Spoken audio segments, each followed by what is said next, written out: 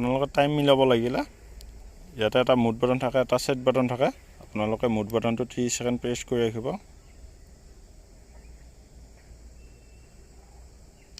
তাৰপিছত Bluetooth player মোডটো আহি যাব। তাৰপিছত আকৌ 3 সেকেন্ড প্ৰেছ কৰি ৰাখিব।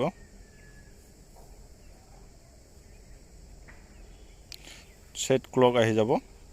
তাৰপিছত আপোনালোকে আকৌ মুড বাটনটো এবাৰ প্ৰেছ কৰি দিব। তাৰপিছত সেট বাটনটো দি আপুনি কেইটা বাজিলে সেইটো সেট কৰি দিব। ইয়াতে ধৰি ললো আমাৰ 10টা বাজিছে। তাৰপিছত আকৌ মুড বাটনটো এবাৰ প্ৰেছ কৰি দিব। মিনিটত আহি যাব। মিনিটটো আপুনি কিমান মিনিট হৈছে তো মিলাই দিব। আমি ধৰি ললো আপোনাৰ 13 মিনিট।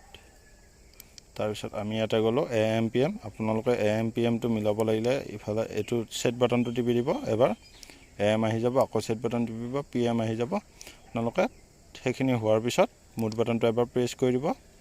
তাৰপিছত আকৌ এবাৰ প্ৰেছ কৰি ধৰি ৰাখিব।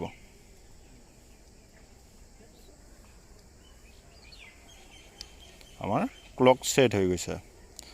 তাৰপিছত আপোনালোকে এই চেম্পলটো গুচাব পাৰিব। আমাৰ সাৰ্ভিস চেম্পলটো আপোনালোকে সাৰ্ভিস চেম্পলটো গুচাব লাগিলে দুইটা বটনে একেলগে প্ৰেছ কৰি ৰাখিব।